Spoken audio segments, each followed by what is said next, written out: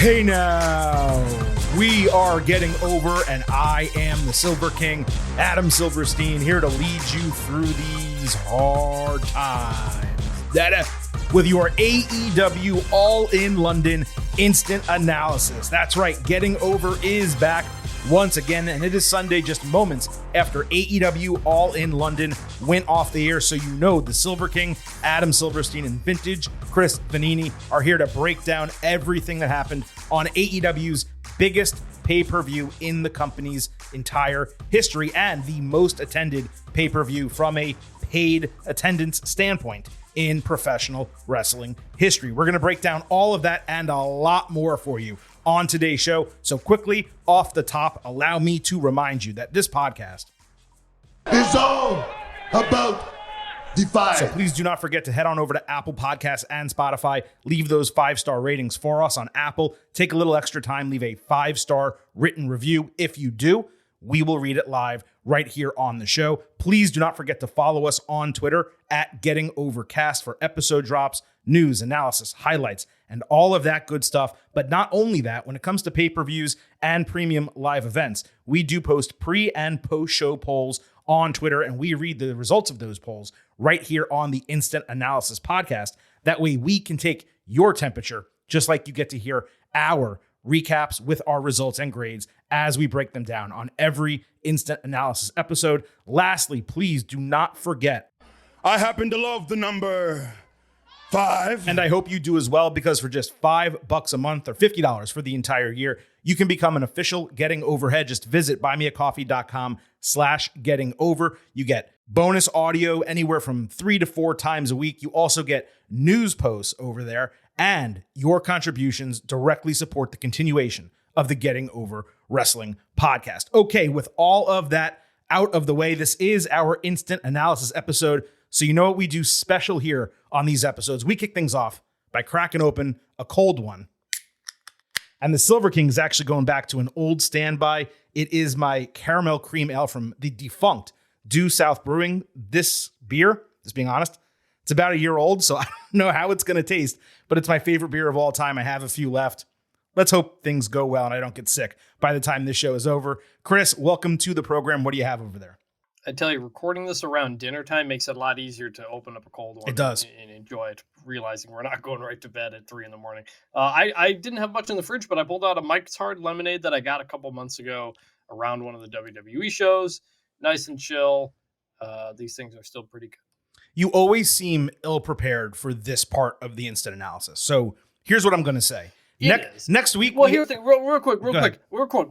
They don't sell alcohol on Sundays in Texas. Okay, but you know the show's coming. I always forget the day. I always remember the day of, and it's too late for me to go get something. Okay, well, here's your reminder, okay? There are 2 Instant Analyses that we are doing next week. We have WWE Payback, and somehow we have AEW All Out. We'll have ultimate previews for those shows on Tuesday and Thursday, and we're going to have instant analysis for them on Saturday and Sunday. So here is your reminder to prepare and get some newer, maybe some craft beers, some cold beverages, but stuff that you're not scrounging around in your fridge, pulling out something from 2006, just so that we can go ahead and tape the show. But of course, I'm just having a good time. We are excited to break down AEW All In London for you today. And Chris, I kind of just want to get into all the matches, but let's just tell people, there's more to talk about than what happened on the show itself. There's also something we need to talk about that happened backstage, apparently an altercation between, yes, CM Punk and this time Jack Perry. So what we are going to do is we're going to give you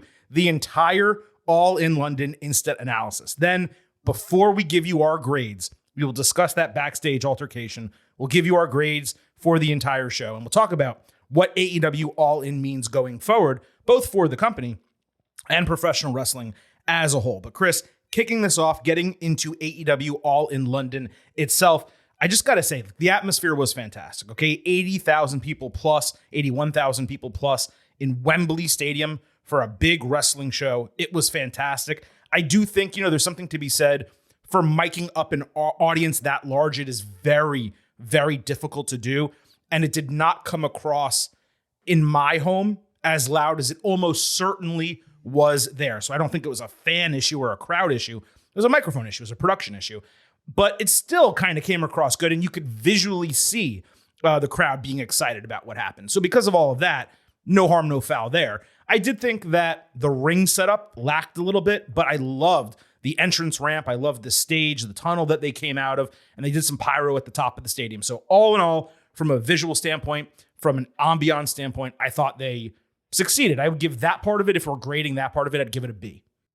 Yeah, they nailed this overall, top to bottom, the card, the production, everything. It wasn't perfect. There were things here and there, but I talked a lot about coming in that they need to make this feel special, need to make this feel like it's one of the biggest, like the biggest wrestling show of all time. And they did that. I loved the tunnel for the entrances. Such a good visual on camera, just seeing that. I'm curious if more people try to do that in the future.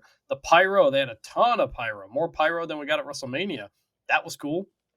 And just everything, it was a lot of fun. The pacing of the show was good. Everything worked. We'll talk about this more in the end of the show grade, but just wanted to say up top that clearly we both really, really like this show. And in the big moment, the biggest moment of the company, they absolutely delivered. And I'm excited to talk about it. Yeah, I think that is a good way to kind of set the stage. AEW delivered. How well did they deliver?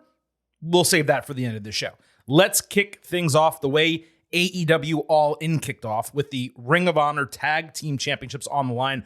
Aussie Open against Better Than You, Baby, and this was in 0 hour. And for any potential first-time listeners, we don't go in opposite order of the card. We don't go, the way that it was delivered. We don't go from the main event backwards. We go in order based on what was most important and based on how we kind of want to deliver the card to you. So we're starting with that because obviously it preceded the main event from a storyline standpoint. So again, Aussie Open against Better Than You, Baby. This started 45 minutes before the main card. The champions attacked during the pose down. There was a tease of an MJF dive, but it didn't happen. He did do a double kangaroo kick to a huge pop. Then he shook the ropes like Ultimate Warrior. Then he hit Kyle Fletcher with the double clothesline they both did to win the titles in about 7 minutes. Now, credit to Fletcher for selling that move like a finisher. After the bell, Cole held the world title in his hands until MJF took it from him with a stare down. Cole left quickly, but MJF kind of soaked in the adulation of being a babyface, and that was it. I went 3 stars and B- for this, but I actually think that's like giving extra credit because it was a 7-minute match, and the 2 key moves were a kangaroo kick and a double clothesline, but they were fun. So whatever. The crowd pops were fantastic. The match, mediocre. I assume that was because they didn't want them to take any major risks, being that they were main eventers. That's smart. And for that reason, I'm okay that the match wasn't spectacular or anything. I was personally happy that my prediction of them winning the titles was right. It made sense for the pop, and because Cole got the one Ring of Honor title that he had not claimed. In the moment, though, I was a little deflated that there were no further storyline developments. That's just, we expected something to happen here. Plus, let's be fair to Aussie Open. They did kind of look like shit, losing to a basic move like a double clothesline. We didn't need to turn MJF Cole per se, but you just figured something would happen to create additional buzz going into the show. It didn't happen. It ended up not mattering, but in the moment, I was like, oh, I kind of expected more here. Yeah, that was the biggest question. This was the biggest debate we had on the Ultimate Preview, was like, what is the purpose of this match and what's going to happen or not happen? Ultimately, it was exactly what I thought it would be. It would be a simple match where they win, nobody turns on anybody, they're safe, and the purpose is to just perhaps sell a couple more pay-per-views. I think that's all really the purpose of that was, right, as opposed to giving them the belts, on Dynamite the week before or a couple days before. So all in all, it worked. There wasn't much to it, but it gave them the Ring of Honor titles. You got a little pop out there to start. It was a good, interesting, different way to start. And yeah, ultimately accomplished what they wanted. So let's go ahead and move to the main event. Obviously, the AEW Championship on the line. MJF defending against Adam Cole. Cole got a normal entrance, though apparently his gear made reference to a video game character, and people suggested that meant he was going to turn heel. I didn't know anything about that. MJF came out in his devil mask on a throne, like elevated, with people bowing to him. It was the type of entrance you give to your number one guy in case there were any questions still about the, 2024 contract deal. They stood off after the bell, then left the ring and put on their tag team shirts. MJF got the crowd chanting sportsmanship. Then he poked Cole in the eye after a fake handshake. Then he helped Cole up, only to get smacked. Cole ripped off MJF's shirt. MJF was full babyface here. He even did a tope suicida, and he sold the shock that it actually worked. MJF failed trying Panama Sunrise and ate a heat seeker, getting his foot on the rope to break the fall. Cole then hit a brainbuster into the steel steps. The corner of it cut a huge hole in MJF's shoulder. Max couldn't bring himself to tombstone piledrive Cole on the announce table, literally just placing him down. Cole didn't hesitate. He put him right onto the table with a tombstone piledriver himself seconds later. Then he had a Canadian destroyer with MJF hitting a head kick as he collapsed, selling it, which was a really great spot. They stood across from each other and called for a double clothesline, running the ropes, ducking each other, and then clotheslining each other with an arm draped over their chest as the referee counted for a double 1-2-3 and a draw, which meant MJF would retain the title. Justin Roberts made that announcement. Cole grabbed the mic. He demanded 5 more minutes in a callback to their prior match. MJF said no, 5 minutes was not enough. They were going until they got a fucking winner at Wembley, quote unquote. Seconds later, Cole accidentally ran into the referee and MJF started laughing. They tossed a chair back and forth, each trying to do the Eddie Guerrero spot. Cole took a dive, so MJF put the chair around his neck and laid down to outsmart him. He baited Cole into a roll-up. Then he hit Heatseeker for a 2.9 false finish. Cole hit a straightjacket German suplex on the apron and Panama Sunrise outside. Then MJF pulled the referee in his way for a Panama Sunrise inside on the referee, to be clear. He pulled out the Dynamite Diamond ring, but he was conflicted about using it, put it back in his tights. So Roderick Strong appeared behind him, low-blowed him, yelled at Cole to cover. Cole was surprised, but he did capitalize, hitting MJF with Panama Sunrise and then the boom, but there was no one to cover immediately. A late delayed count by the referee went to a 2.5 false finish. Strong threw the title to Cole, demanding he use it, saying, "I'm your best friend, not him." Cole finally removed his shirt, but he couldn't use the title, so Strong stormed out. MJF then caught Cole coming back around with a small package, retaining the title in 29 minutes. After the bell, MJF put down the title, crawled over to Cole, said he got lucky, and he grabbed the tag team titles. Cole threw them out of the ring. MJF then screamed at him for being a fake piece of shit, never caring about him. He threw Cole the title, the AEW title, and stood with his back, with his arms out, saying, hit me. I was stupid for trusting you.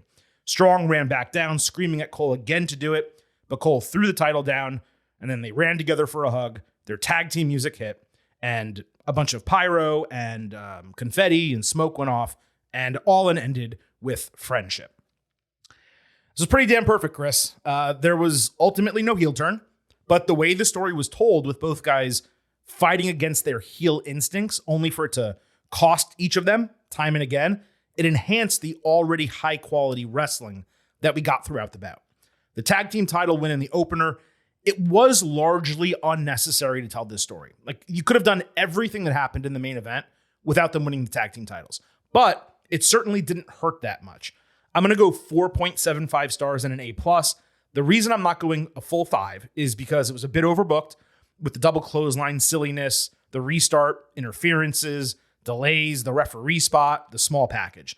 It was a lot to happen in a single match, and I did want a little bit more of a satisfying victory. But this was executed to perfection with the right winner and the right finishing sequence. It certainly doesn't hurt that I went 2-0 in my predictions, with the exception, of course, of Cole turning heel, which he did not. And we discussed in the Ultimate Preview how a heel turn with the babyface still winning would have been very difficult for them to pull off. This has now, as far as I'm concerned, become AEW's best storyline in its history, better than what they did with the Elite. I realize that was more complicated, it was longer, it was more emotional. I get that. For my taste, I'm enjoying this more. I wouldn't say I'm emotionally invested in it, but that's because so much of it is comedy, and they aren't trying to tug at my heartstrings, they're just trying to entertain me. But it was the perfect main event for the show, the right decisions were made, and best of all, we go forward with the story continuing. Not to mention the end finish where the two guys competed are celebrating with each other. That's a SummerSlam 1992 callback at Wembley Stadium. The same thing, similarly, with Bret Hart. Wait, hold on. 20-second timeout. Did you almost call him Bret Fart? Because if you did, that would have been hysterical. Okay, go ahead. No, I was going to say Brett. I almost said Brett Favre. Okay. Bret Fart. I enjoyed the hell out of this, man. Like, the double clothesline draw totally got me. I didn't see that coming until it started. I was like, holy crap, and I'm curious where it's going to go. I know you always knock a grade down a little bit when there's a lot of shenanigans at the end of a match, but the shenanigans are always my favorite part. Oh, they were That's where, entertaining as hell. Senses, yeah, entertaining. yeah, that's like, oh, something's happening, something's going on here. Roddy Strong's interfering, Cole's turning on MJF, but it's just I love that stuff, that uncertainty, that panic, that not knowing what's going on. MJF was the face in this match like the entire time. He barely did any heel type of stuff. Every time he could have, he didn't. Cole was the one who would follow through and do those types of things. The brain buster on the stairs, my God, man, that was brutal for both of them. It kind of looked like Cole even took the worst of it, even though MJF's the one who got cut on it. That was pretty gnarly thing there. But again, MJF being a face, him being the one to say, we want a winner in fucking Wembley, and just all the stuff playing to the crowd the whole time. Like, he is the top face in the company, even though he's not exactly a face. I did kind of like laugh a little bit when Adam Cole hit the Canadian Destroyer on the referee, because that was an unusual ref bump. The idea that like he couldn't stop himself after landing on the ground, he had to complete the move. That was a little bit much, but that was funny. Adam Cole's facial expressions have always been like his best trait. Like, and he just sold shock and frustration and different things all the time. I also thought Cole looked good, by the way, once he took the shirt off toward the end. I know he often wrestles in a shirt, and he kind of looked, I don't know, a little flabby back in late NXT days, but he looked good. He looks good. So props to him for that. And the finish, I was fine with it. I was a little annoyed that it was the second kind of roll up small package type of finish we got on the show. That kind of surprised me. I'm surprised they didn't do it differently in the 6-man tag earlier. If this is how you were gonna end the main event, because the crowd kind of reacts, and then no one knows what to do after that. It's not a elevating finish, and so people were kind of just sitting there for a minute. Then you have the post match throw stuff at each other type of thing. I thought MJF should have had the mic for that, so the whole stadium could understand what they were saying to each other. But ultimately, it ends with everybody celebrating, cheering, happy. Like, that's exactly how you want to send people home. If you're not going to have like one guy, I'm champion as your final image. Your final image is these two guys hugging each other, and it's a great way to send it out. So like, this has been really, really fun. I've seen a lot of people say it's very NXT of them, and that this match was very NXT. The finishes were. Yes, they were. Yeah, and you can say that, but like, it all gets over. Like, it all works. Totally. This is the best storyline they've ever done. You got to have some stories to this, even if it's corny, like something else for people to kind of sink their teeth into. And that's what we got here. And it will continue. And I'm curious where it goes. And these guys, on one of the biggest stages in the history of wrestling, delivered an extremely entertaining and fun match. So kudos to them. Yeah, I mean, as long as everyone contextualizes that match for what it was supposed to be, it was not supposed to be a work rate banger, right? Where like you're showing just the best possible in-ring wrestling that you can get. We got a lot of really good in-ring wrestling, but they were telling a story. And again, their feud and their storyline includes a lot of comedy. So if you're doing a match in the main event of a show like this, and you're appealing to the 81,000 people that you have in the stadium, and you're trying to continue the story that you've been telling, then you're not going to just get a very serious, Gunther, Ilya Dragunov 5-star banger. That's not the match you're getting. You're getting what we got. And I thought for that reason, they absolutely delivered every single thing that we could have asked for them in this match. There's really not much else to say, I think. I think we can just move on because there's really, we know the storyline's continuing. We could discuss how it's going to continue. I mean, it does seem like there's probably going to be a Ring of Honor tag team title feud with MJF and Cole against the Kingdom, and Roderick Strong will probably, I would assume, help Kingdom win those titles. Does Cole get another match with MJF at the next pay-per-view? Does he actually turn heel in the ensuing couple of months? There's a lot of different ways that they can go with it, but the fact that it's continuing, it's very different than like the Roman Reigns bloodline storyline, okay? But people were really angry that WWE didn't pull the trigger with Cody Rhodes at WrestleMania and that the storyline continued. However, in the short period of time since WrestleMania, there have been a number of things that have happened with the bloodline that have been great. Now, the difference is that's a 3-year storyline This is like a 3-month storyline. So, we're in different like realms here. But the point is, as long as what succeeds the major match is as good or better than the outcome that would have been achieved if it was ended on the big show, then it's a success. We don't know the answer for the Bloodline and Roman Reigns. We don't know the answer for Cole and MJF. Yeah, I saw some people saying Cole MJF 2 at Wembley next year. I mean, maybe that's really far away. I don't think you can do this for another year. We'll see. Yeah, we'll see. Like, there's not as much. There's not like it's comedy. There's not as much story behind it, which is fine. Like, I don't know where it goes, but the fact that you can do a lot of comedy in a main event like that and it be over as hell is a testament to the trust that all the fans have in the people involved and the story being told. Like, it's fine if it's comedy if we're invested in it, and we are. Right. And so we'll see where that goes. And yeah, just again, kudos MJF again, a guy who opened the first All In as a young kid. Now he gets to main event this show. Adam Cole, who never got his big WWE moment. He was that was his choice. But yeah, I mean, that was his call. That was his decision. Yeah. But yeah. No, right. And so to decide to go somewhere else and to get the main event a Wembley show with 90,000 total people there, really cool for both those guys. Decision paid off for Cole. Whether it was the right decision, who knows? Yes. You could never know because you don't know what would have happened in WWE, but it definitely wasn't the wrong decision, is fair to say at this point. Let's move to the Women's Championship. Hikaru Shida against Britt Baker, Toni Storm, and Saraya in a fatal 4-way match. Now, first, preceding this, we had Shida and Baker against Storm and Saraya. On our Ultimate Preview, I gave AEW credit for putting this match on Collision, so the storyline had a bunch of time to develop. They could do a big go-home moment. Somehow, I missed it wasn't on Collision. It was on Rampage, which should have told me what to expect at All In itself. Chris Statlander removed Ruby Soho from ringside early. Storm sprayed Shida. Baker superkicked Storm. Shida punched Baker while blinded, and Saraya hit Britt with Rampage for the win. Then the heels tugged at the title and then held it up together. It was fine. With all the effort they put into all the men's storylines for All In, this should have been on Collision #1, and something a lot more exciting should have happened in the post-match. But that kind of bleeds into what happened at All In. Let's get to that match. This was the mid-show feature. Saraya came out to We Will Rock You by Queen. That was referencing their Wembley Stadium appearance at Live Aid in 1985. It would have been a little bit cooler if she actually dressed like Freddie Mercury, but it was still cool. Go watch that, by the way, if you've never seen it. The Outcasts started arguing 90 seconds into the match. Then Saraya's mom helped Toni in a spot, only to accidentally get punched in the face. So then they fought, with Saraya getting full babyface cheers in London, as she should have.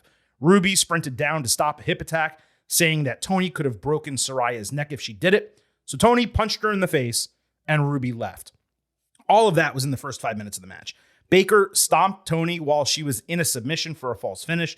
As Baker was then attempting to put Shida in the lockjaw, Saraya sprayed Storm in the face with the green stuff and hit her with Rampage, which is now called the Nightmare, to win the AEW Women's title in 9 minutes. Her family immediately jumped into the ring to celebrate with her. She got pyro over the top of the stadium and a huge ovation from the crowd.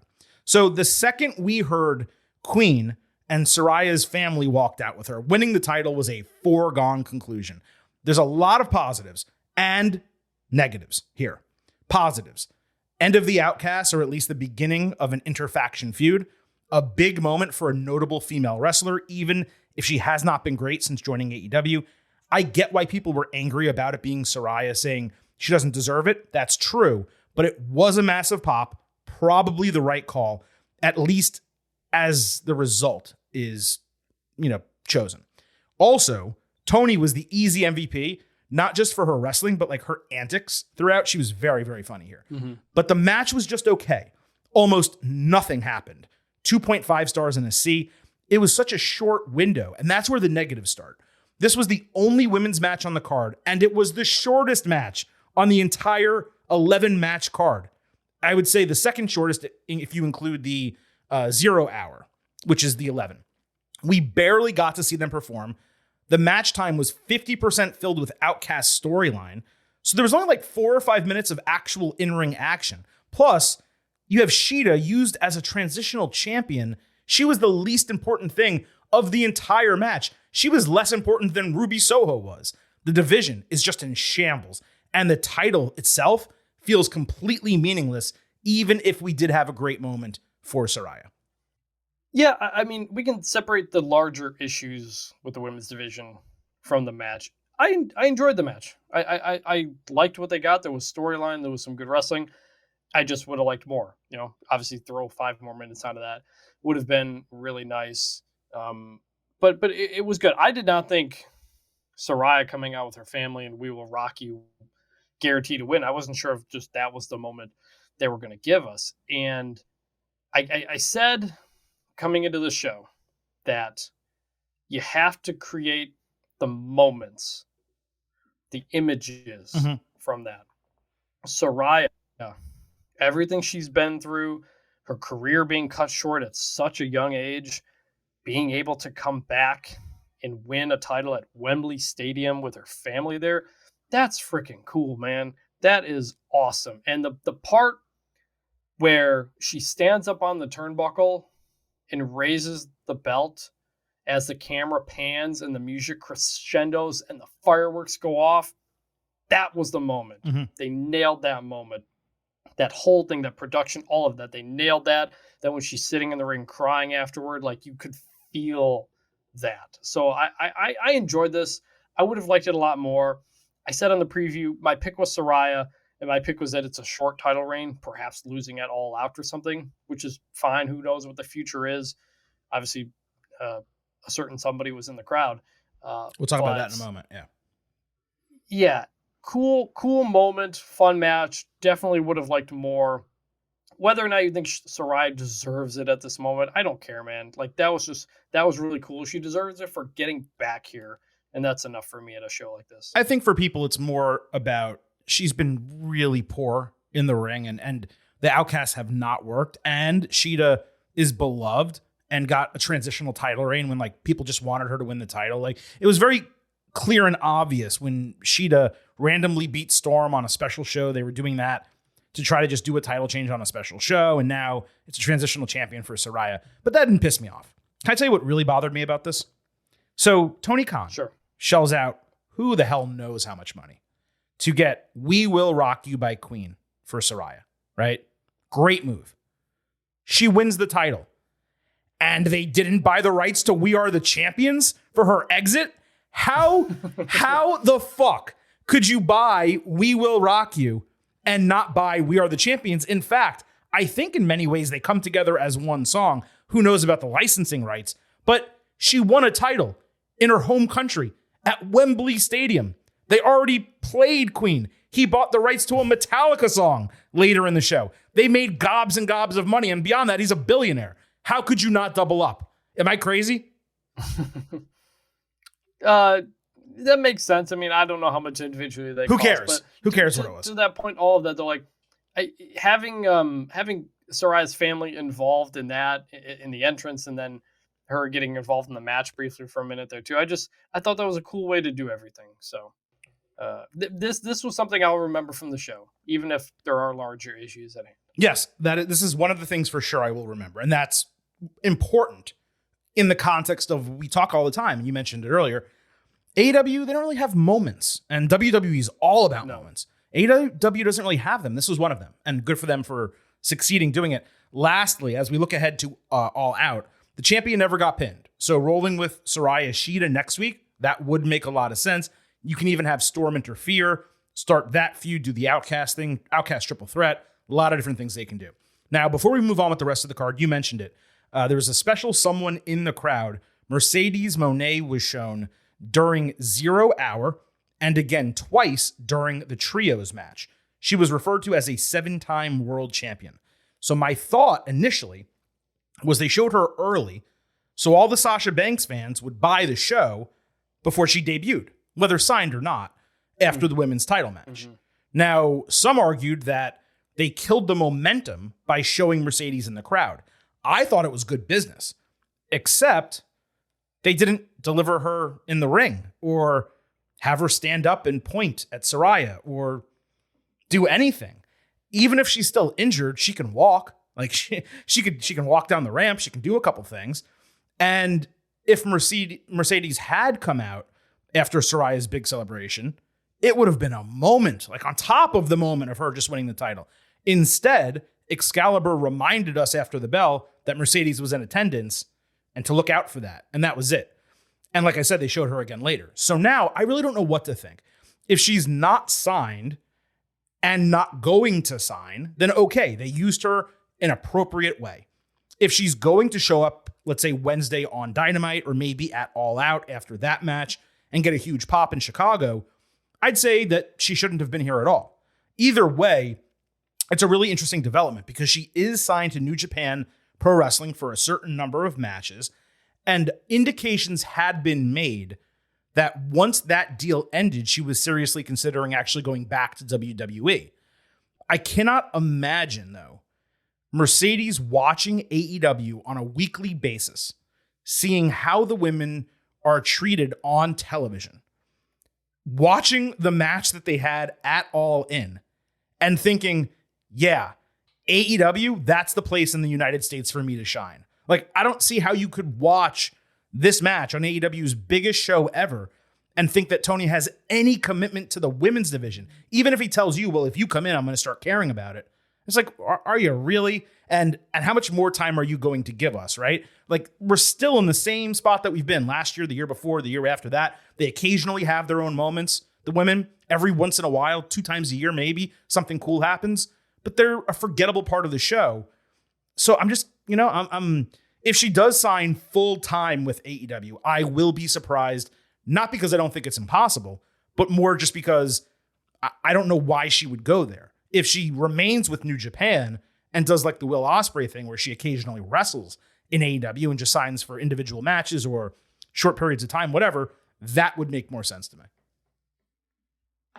Yeah, I saw her pop up in the pre-show and I was like, oh, damn, they're kind of ruining the spoiler. And I totally get, oh, she's going to show up later, so do it now to get the Sasha Banks fans to pay and watch. I'm like, all right, I get the business. It's like when they announced the John Cena coming back thing. Okay, I get it for business, but maybe hold off. But for this, we didn't end up even getting her again. So that was weird. I don't know. And then they only went back to her in the trios match, the House of Black acclaimed match, which was random. So I don't know what's going on with this. But to your point, like, AEW's women's division is loaded, just loaded with a lot of people, and they get very little out of it. Jade Cargill's probably going to come back at some point. Just like, is there enough room? I don't know, but I don't think you bring her to the show and put her on your thing and talk about her. No, clearly there's something planned. If you're not planning something. Yeah. So there's something. So what I'm just saying is she signed? Is she going to sign full time, or is she going to sign, or is she just going to wrestle there occasionally again, kind of like Will Ospreay? That's what I'm trying to say. Yeah, that feels like the most natural. Yeah, she's definitely going to wrestle model there, as opposed to being AEW full time. Right. Yeah. I mean, I think at least do it to like dip your toe. Like, okay, hey, I'm going to come in, I'm going to do these 3 things, whatever the case. Yeah. See how it goes. See if the women, while you're there, get more time and are treated better. And if they're not, then don't go. But, we'll find out. So let's move on to the real World Championship. CM Punk against Samoa Joe. On Collision, Joe said he was warned if he got involved in the main event, there would be consequences. So he decided to join commentary so everyone could keep an eye on him. He also said he was satisfied he got the match he wanted and promised to hand Punk the ass kicking he needed. So I guess Joe's the babyface in this entire thing. We got Punk, Darby Allin, Sting, and Hook against Swerve Strickland, Brian Cage, Luchasaurus, and Jay White. There were like a half dozen people at ringside, plus Joe on commentary. We got signature and finisher spam in like an 8-man match, as you usually get. Punk hit Cage with GTS while staring at Joe, then beat him with the Coquina Clutch. Joe confirmed that the match was officially over and attacked Punk as part of a 12-person brawl. Sting beat the shit out of Swerve during this. It was all okay, but Joe was hysterical after the match. He's like, this is officially done, right? Like, I can beat the shit out of this guy. I loved that from Samoa Joe. He's always so funny from talking and stuff like that. So anyway, the match at All In, Punk, Joe. This opened the main card. Joe took a hurricanrana and landed straight on his head. Then did a infamous walkaway during a Punk crossbody attempt outside. Then Joe caught Punk flying and literally swung him through the base of the announce table, where Punk bladed while inside. This confirmed Joe as the babyface in the match. So the blade job, the first blade job on the show, came 5 minutes into the match, 12 minutes into the broadcast. Punk escaped a muscle buster. Punk then did Hulk Hogan's leg drop, and Joe did Hogan's point. I presume these were WrestleMania 3 references due to the attendance stuff because, of course. Then Punk did a Terry Funk toe hold reference, but got caught running for a Uranagi. The finish came as Punk bit Joe's forehead on the top rope and hit an avalanche Pepsi plunge for the win in 14 minutes. This was his Ring of Honor finisher, by the way. He was declared still the real world champion after the bell. Loved the finishing move, keeping Joe strong. I liked most of the match. They did lose me for like 4 minutes doing all the Hogan stuff just to give a middle finger to WWE. I'm going 3.75 stars and a B+, boosted by the Pepsi plunge and the table sequence. Some notable moments for sure, and some callbacks to their prior matches as well. Yeah, first thing I wrote down is that's a new way to break a table with the announce table going through the side. And then that came back into play later with the main event when you couldn't break the table from above. So I was like, oh, that's an interesting way to do it. And also a weird place to blade from a table or something like that. But sure. The Hulk Hogan WrestleMania stuff, it felt like WrestleMania 18. It kind of seemed like they were doing.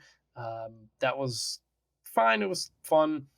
Punk was playing from below the whole time, but he was clearly the one the crowd disliked. Joe was just fighting this from top the whole time, kind of being more heelish, but the crowd is into it. They just want to see Punk get his ass kicked. Mm-hmm. So it ends up working. And then you do a quick finish, Pepsi plunge, cool call back to bring that back. And yeah, it was fun. Good match. Fine stuff. We'll talk about the other Punk stuff later, but I really liked the intro to this too. As someone who generally knows but doesn't really know the Joe Punk history, I love the promo video beforehand to kind of give us that backstory and everything. So kudos to AEW for that as well. And we'll see if Punk holds on to his real world championship again or not. But yeah, this was fine. Good opener. Yeah, no doubt. And like you said, we will talk more about Punk before this show is out. Tag Team Championship FTR against Young Bucks 3. On Collision, there was a dual promo package with them talking about the FTR moniker as the centerpiece of their feud. They basically repeated exactly what they said on Dynamite. And this match wound up being third on the main card. It also featured the best sign on All In, which said, "Fear the Revolver," right? Dead center in the front row. Kudos to you, sir. That was a great sign. FTR wore armbands for Bray Wyatt, Brody Lee, and Jay Briscoe. Dax Harwood hit a slingshot Liger Bomb. Then FTR got stereo sharpshooters. There was a Bucks superplex, followed by both teammates failing on splashes and eating double knees. FTR hit an assisted spike pile driver. The Bucks bumped knees on an avoided BTE trigger. Cash Wheeler then hit a tope spear on Nick Jackson. FTR did the FTR trigger, kissing Matt and hitting Shatter Machine for a false finish. Cash missed a springboard 450. The Bucks hit BTE trigger with Matt selling a knee. Dax stood up with a facial expression knowing he was about to get double teamed. They hit him with Shatter Machine and then hit Cash with BTE trigger for a false finish. The Bucks then set up for a Meltzer driver, only for Dax to jump in the ring and catch Nick with Shatter Machine for the 1-2-3 to retain the titles in 21 minutes. FTR offered their hands after the bell, only for the Bucks to dump out of the ring. I was really mixed on this match, and not because what seemed to be obvious did not happen. That doesn't really matter. It was just one of those situations where, for me, if you've seen it once, you've seen it 100 times. Maybe that's because the Bucks don't wrestle a style I enjoy, but it just didn't feel like anything that happened here was the least bit memorable or special, which was not the case for the FTR Briscoes feud or the Bucks Lucha Brothers, matches that they had. I have specific memories of those matches, whereas this I'm never going to think about again. I'm at 4.25 stars and an A, and that's actually me giving a bonus quarter star because I'm usually low on Bucks matches. It definitely delivered as part of their series, but I just didn't think it was anything that special. First off, like the last match, I really liked the promo video here on their history. I loved explaining the origins of FTR and leaning into that. That was a cool thing to do. A shout out to Cody in there. That got me more into this match really than anything else that had happened between these two up to this point recently. And you asked why Saraya wasn't dressed as Freddie Mercury. The Bucks were, so I guess somebody did it and it did it there. This match was interesting, and it plays into a larger feeling I have about the show in a good way, which I'll explain at the end. But it felt like, unlike most AEW pay-per-views, it didn't feel like every single match was trying to be the greatest match in wrestling history. And to that extent, these two teams just kind of did their things and did it in a good way with some kickouts, with some good false finishes. And I liked the finish. The finishing sequence I thought was really good. Only issue was that nobody could seem to hit a good shatter machine for whatever reason. They I all know. were I noticed that. kneeing everybody they were all kneeing everybody in the chest. But I thought this was a perfectly fine match. Not the best match between these two. Not one I'll probably go back and even watch. But I actually think that helped the show. I think that was good for the card to not have that, considering everything else that was happening, and considering what happened after this match with Stadium Stampede. So it was fine, nothing amazing, but in the context of the card, I actually thought it worked really well. Notable that the CMFTR group went 2-0 at All In, while the newly re-signed Elite went 0-2 on the show that they literally created. Beyond Cash's arrest for aggravated assault with a firearm, it would have been pretty poetic for the Bucks to win the tag team titles back at their own show. I presume there are storytelling plans in place, and that's the reason why FTR did not drop the titles here. But you have to admit, it would have made a ton of sense for it to happen in this spot for all those reasons that I just mentioned. So let's go ahead, keep going with Chris Jericho and Will Ospreay. Jericho and Fozzy performed his entrance, which started with Jericho doing the Freddie Mercury call and response with the crowd from Also the Same, where when Queen played Live Aid at Wembley Stadium in 1985. As I mentioned, the same show referenced in Soraya's entrance. Again, watch that if you have not seen it. One of the best stadium concert performances of all time. This was a really cool moment for Jericho as a musician. He's always going to get to say he played Wembley Stadium. That's pretty cool. Ospreay started with a Sky Twister and phenomenal forearm just a couple moments in. Then he took a nasty German suplex on the ring apron. Ospreay came back with a draping shooting star press.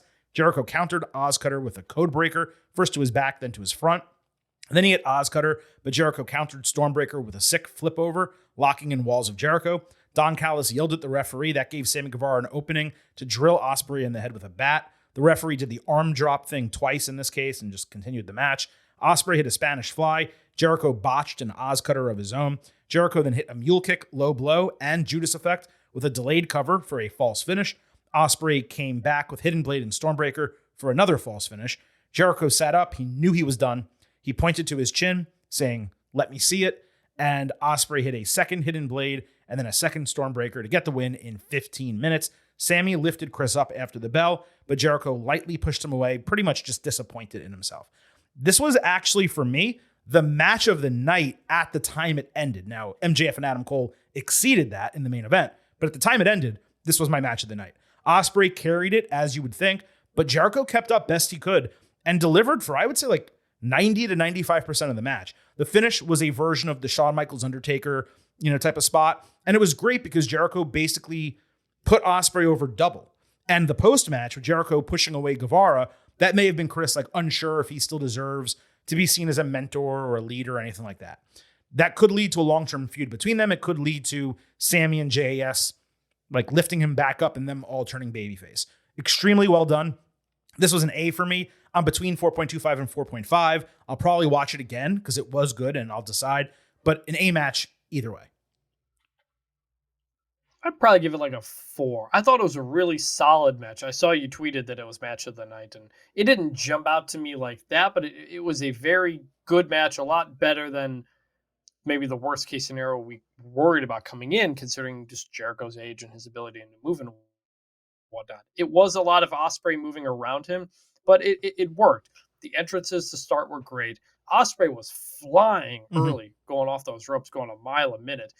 I think I would have moved this up to 4.5-ish, and it easily could have gotten there if they just didn't rush a couple of things and miss a couple of moments. When after Ospreay gets hit by Sammy and he's laying there, and Aubrey lifts his arm for one. For one, his arm is tucked behind him, so she's got to do the big lift the arm scene, but it's underneath Chris. He couldn't have even done the spot. He couldn't even do it. Yeah, exactly. Yeah, and then she does it as she's trying to do it a second time. He has to move his arm to kind of leverage himself, right? And so you didn't get that spot on it. And then I thought the end was just rushed a little bit. Jericho kicks out and stuff, and he gets up and he's doing the defiant thing to Ospreay, But if Ospreay just waited a couple more seconds, Right. let Jericho really express that, and the camera can turn and cut to him, then you go to the hard cam at that point, and then you get the hit finish at the end, and then you get the 1, 2, 3, and it's just a little thing that like that's the big climactic moment of the match, and they just rushed it a little bit. But other than that, I mean, still really, really good match between these two. We'll see about Ospreay's future, obviously, with his contract coming up. Feels like a guy you would put near the top of the company if you get him. So really cool for him to, again, get this moment,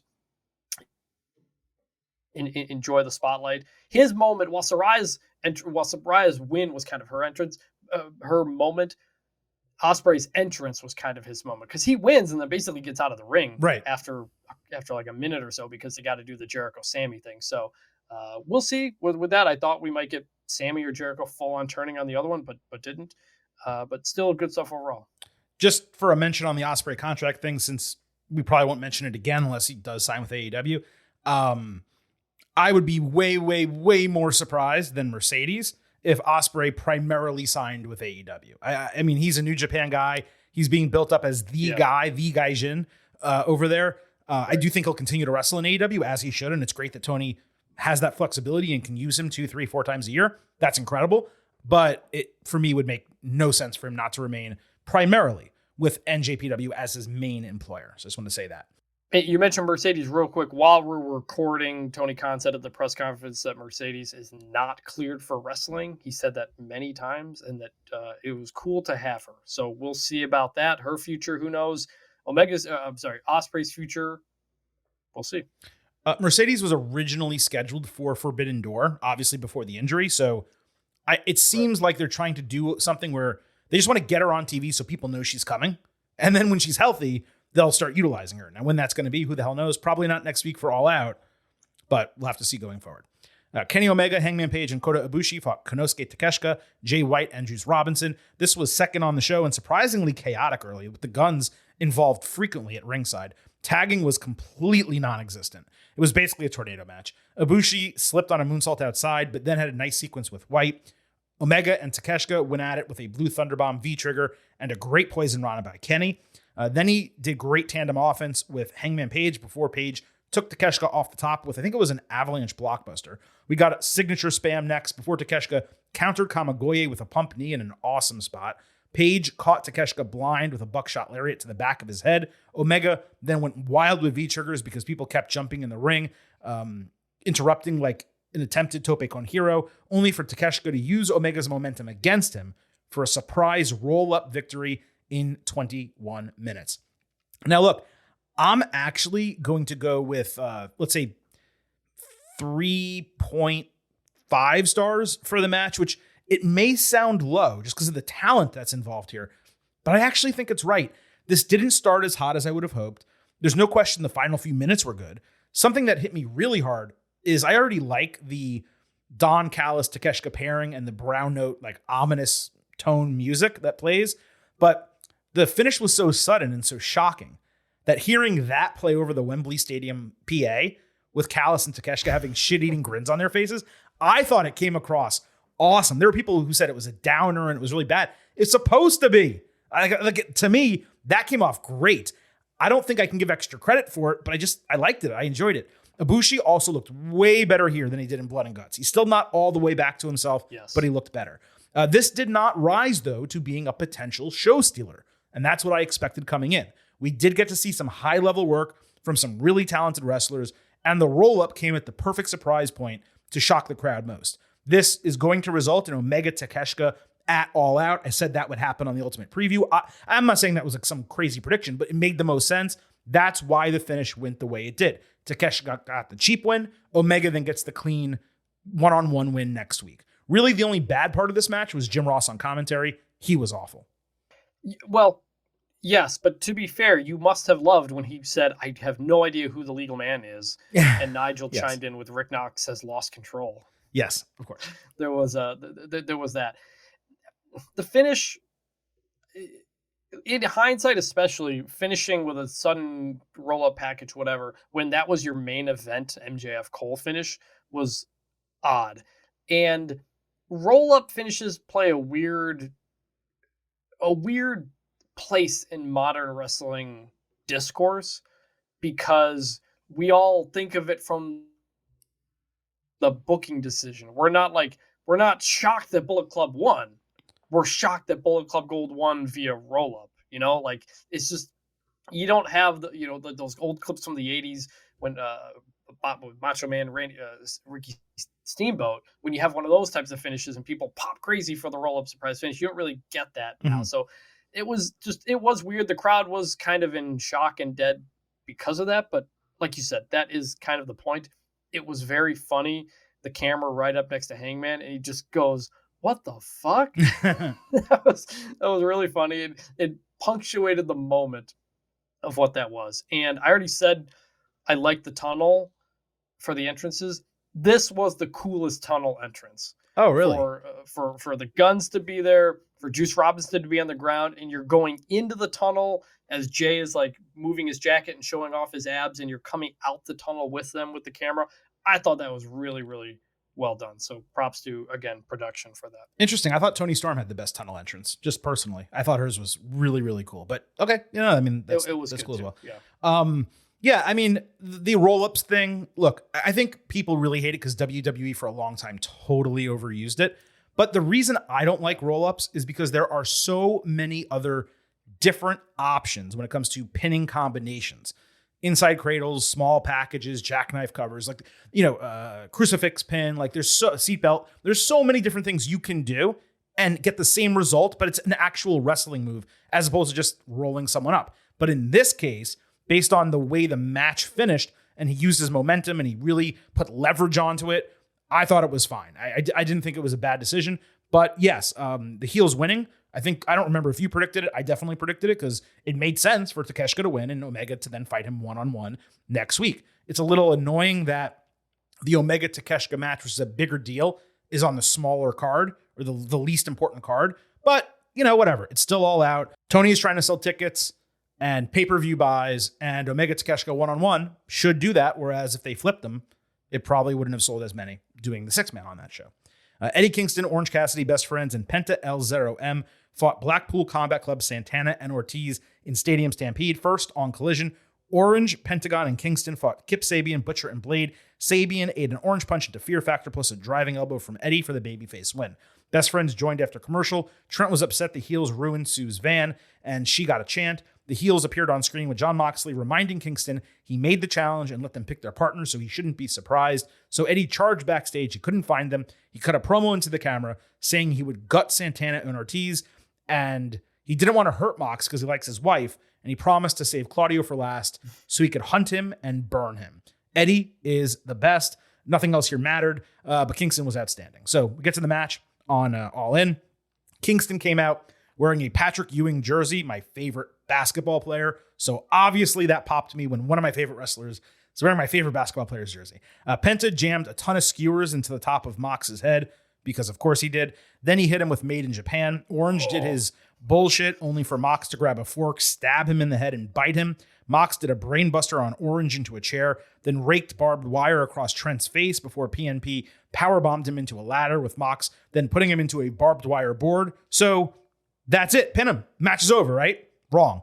Trent was then pile driven into steel steps. Orange was completely opened up by Ortiz with a fork. Trent was getting his ass kicked more on the stage when Sue drove up in a white van she somehow brought with her to London. Mox reached in the window and kissed her, so she starts handing out baking trays to Best Friends so they could rebound as they were really getting their ass kicked in the first half of the match. I'd have liked to have seen her give them snacks and they eat them and get energy from them, but that's fine.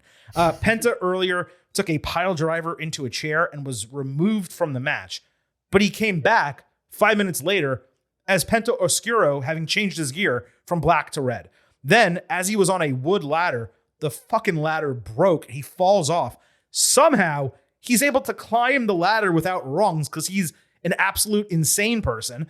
Gets to the top. It's a sunset flip powerbomb off of it into two tables, completely saved the sequence.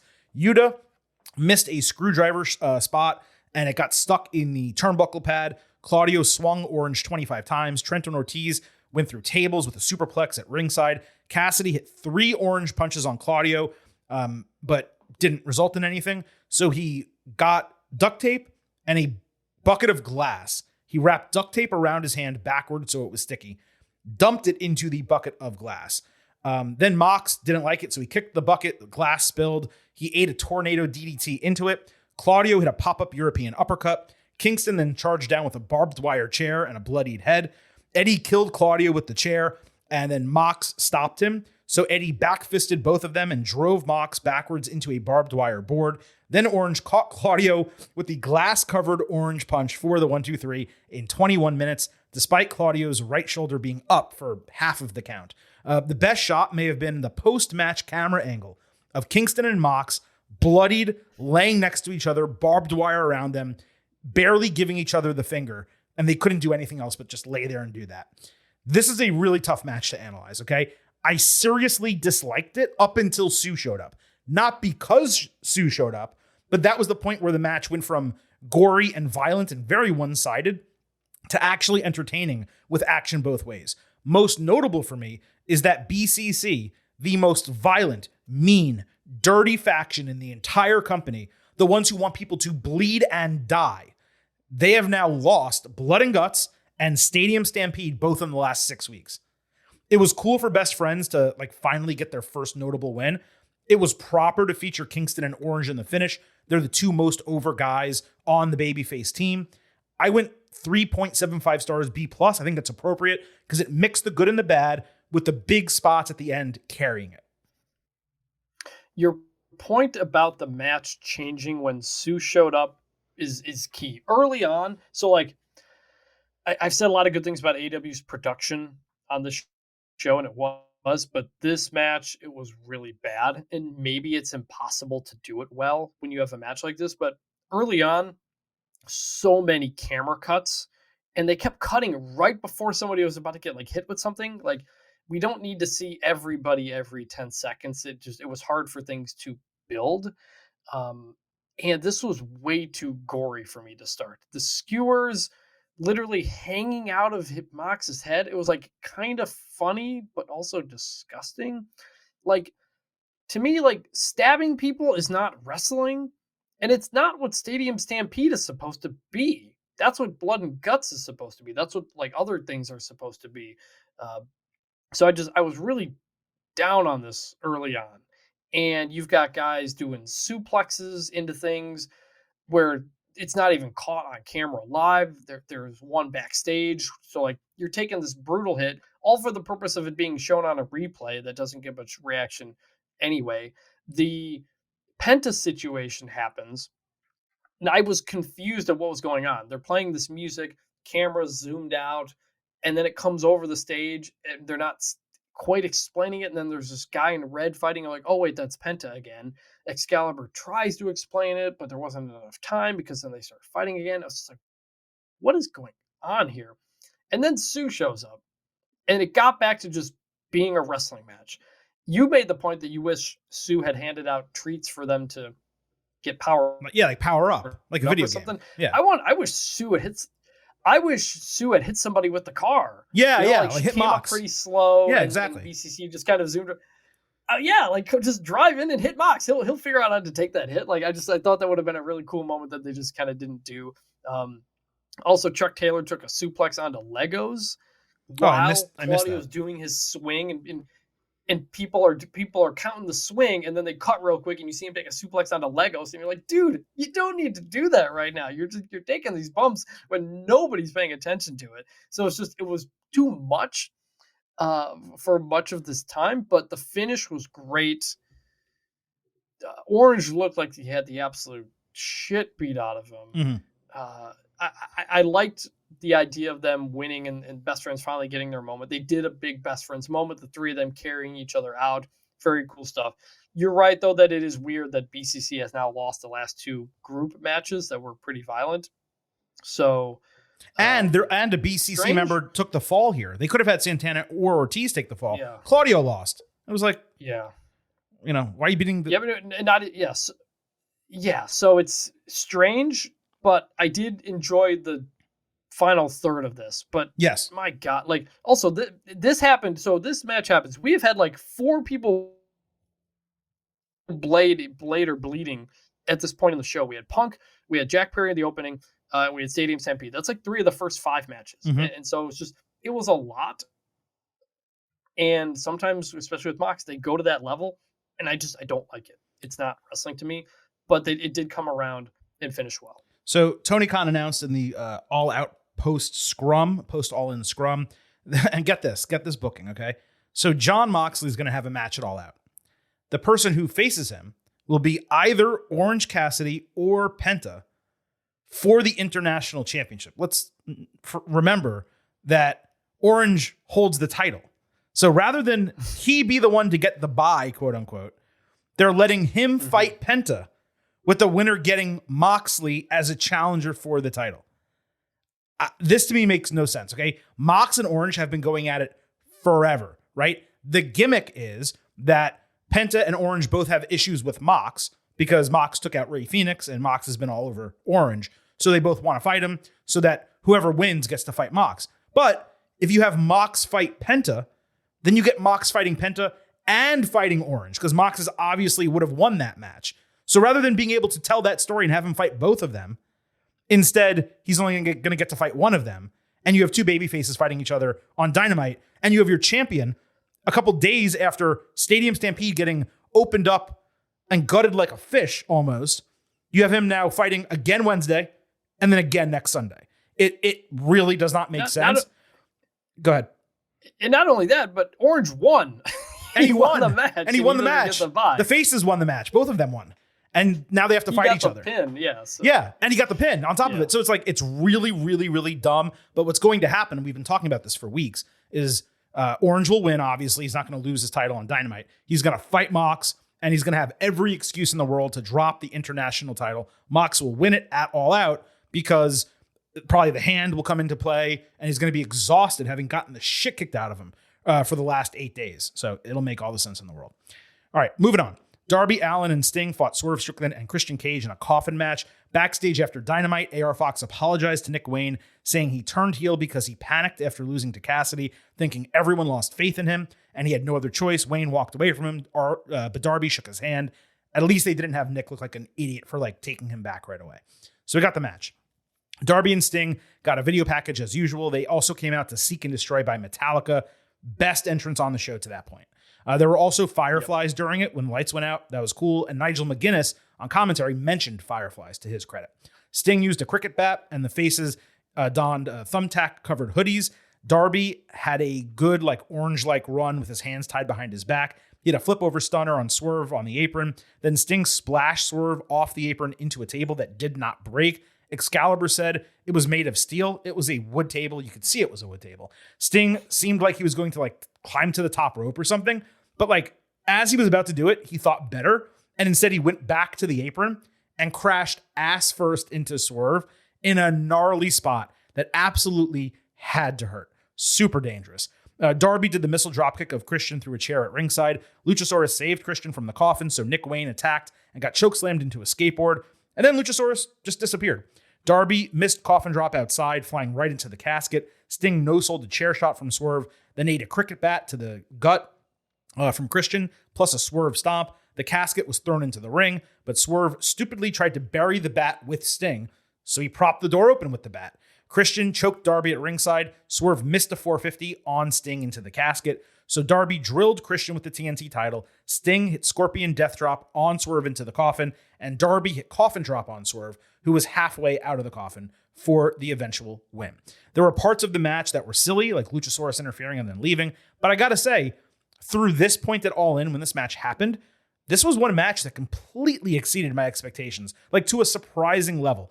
What I hate the most is Swerve took the L for no reason whatsoever. Christian easily could have lost that match. He ate a shit ton of punishment here. He ate a shit ton of punishment on the go home where Sting beat his ever-loving ass at ringside. I forget Sting's age. I wish I could mention it, but what is he, 65, 70? No, it's not 70. Well, he's 60, 65. This is an old-ass dude beating the shit out of what should be one of your top young rising stars. I fucking hate that stuff. I went 3.75 stars in B+ because the match was great. I really didn't like Swerve losing again. Sting is 64.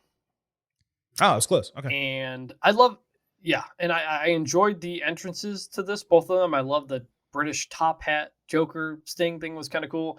And even Swerve's entrance, I thought actually was live than it is just playing his song. I thought having the guy there to sing it was actually enunciated better. You could make out the words and everything. So I like that.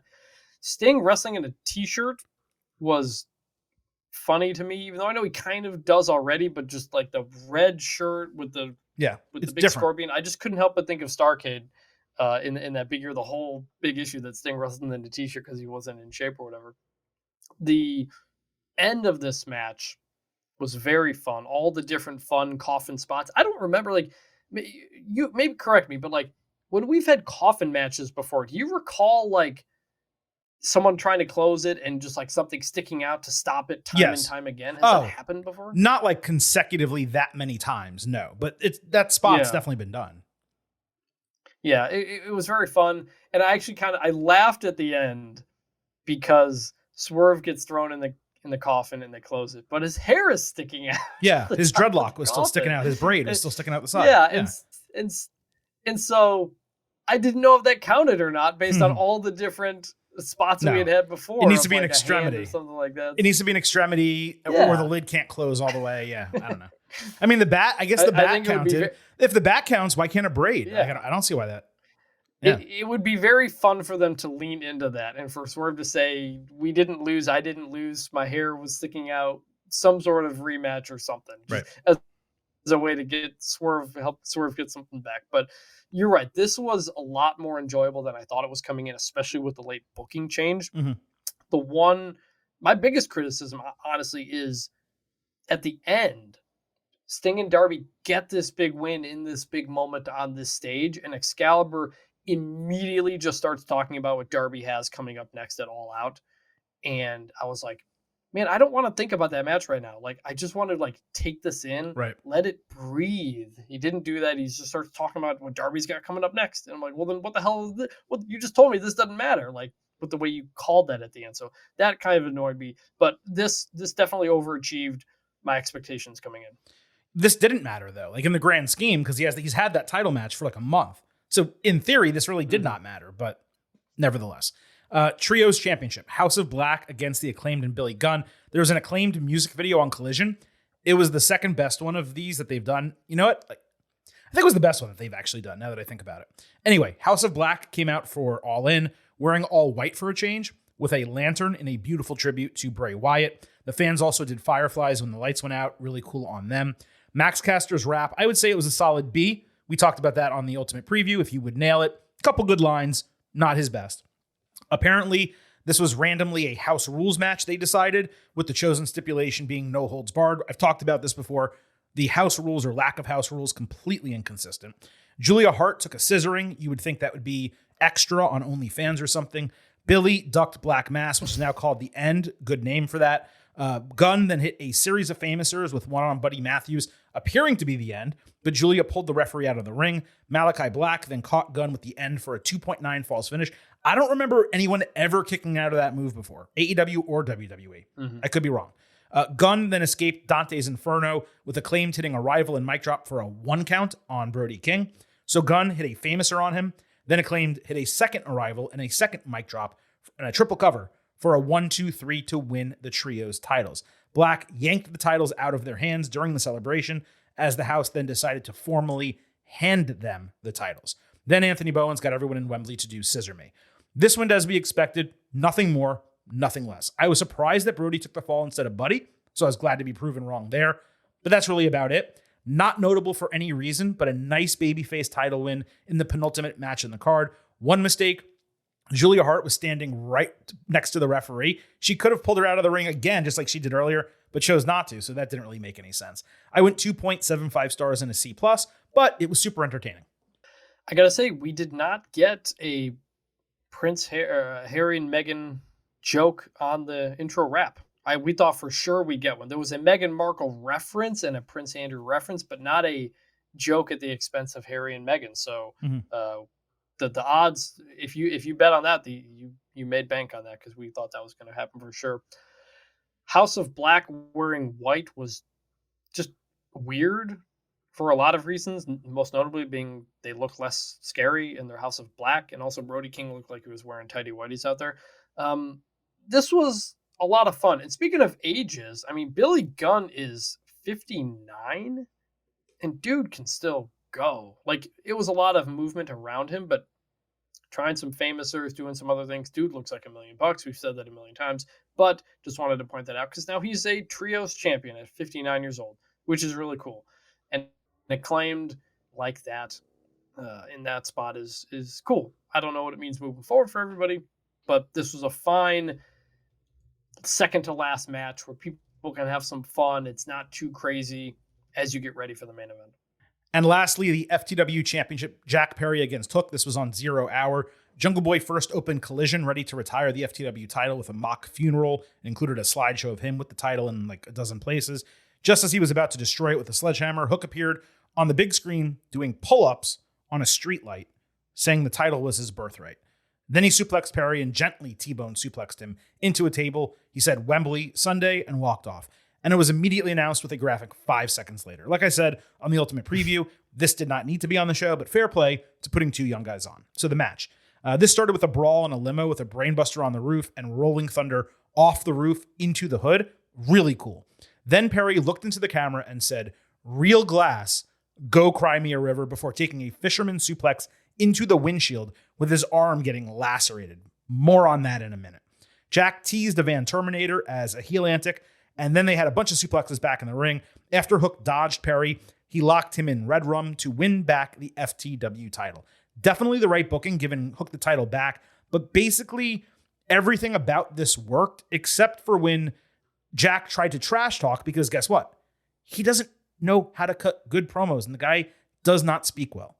I did think ultimately this was fine for a pre-show match. I went 3.25 stars and a B, mostly for the limo spots, which totally stood out.